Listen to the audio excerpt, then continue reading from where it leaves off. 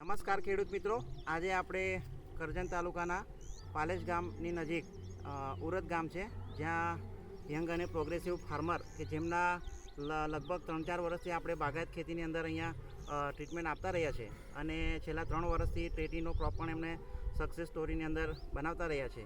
તો આજે પણ ફરી આપણે આ સક્સેસ સ્ટોરીની અંદર આજે ભેગા થયા છે. તો ખેડૂતને કહીએ કે એમનો પરિચય આપે. ખેડૂતને કહીએ કે તેમનો પરિચય આપશે. હું પટેલ દેવેન્દ્રભાઈ ભોગીલાલભાઈ, ઉરદ ગામ ને મૃદુલા વેરાયટી બનાવેલી છે ટેટીની આપણે. ઓકે દેવાભાઈ, આપણે લગભગ આ વર્ષે આ મૃદુલાનું વાવેતર કેટલા એકરમાં છે? આપણે 10 એકરમાં વાવેતર કરેલું છે ટોટલ. ઓકે, લગભગ છેલ્લા 3-4 વર્ષથી આ ટેટીનો ક્રોપ તમે કન્ટિન્યુઅસ બનાવતા ગયા છો અને એમાં સક્સેસ બનતા ગયા છે.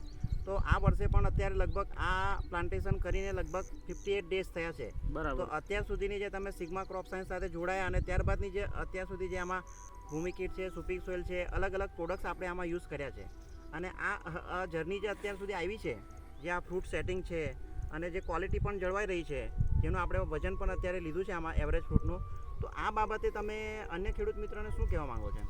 ના, અત્યારે આ સિગ્મા કંપનીની દરેક પ્રોડક્ટ બહુ સરસ છે, રિઝલ્ટો બહુ ઘણા સારા છે, પણ મેઇન વસ્તુ તો એ છે કે જિગ્નેશભાઈનું અત્યારે જે વિઝિટ હોય છે એ બહુ અગત્યની હોય છે. ટાઈમે વિઝિટ આપતા રહેતા હોય છે અને દવાના રિઝલ્ટો પણ ઘણા સારા છે, ખાતરના પણ રિઝલ્ટો ઘણા સારા છે. બીજું કે આ વર્ષે છે ને દેવાભાઈ કે ક્લાઇમેટ એકદમ અપ એન્ડ ડાઉન બહુ થયા કરે છે, ઠંડી ગરમી, એ જોતાં આ સેટિંગ જે તમને દેખાઈ રહ્યું છે એમાં તમે શું કહેવા માંગો છો? ને એવરેજલી ફ્રૂટનું વજન અને એવરેજ ફ્રૂટનું સેટિંગ બી ઘણું સારું છે. ઓકે, તો આવી ખેતી કરવાવાળા ઘણા બધા ખેડૂતો છે જે આવનારા વર્ષોમાં પણ કરતા રહેશે, તો એવા ખેડૂત મિત્રોને શું સંદેશ આપશો તમે? સિગ્મા ક્રોપ સાયન્સને વિઝિટ પ્લસ એમની જે દવાઓ ખાતરોના ઘણા સારા રિઝલ્ટો છે અને એમની પાસે ટ્રીટમેન્ટ કરાવો એવો આગ્રહ રાખીશ.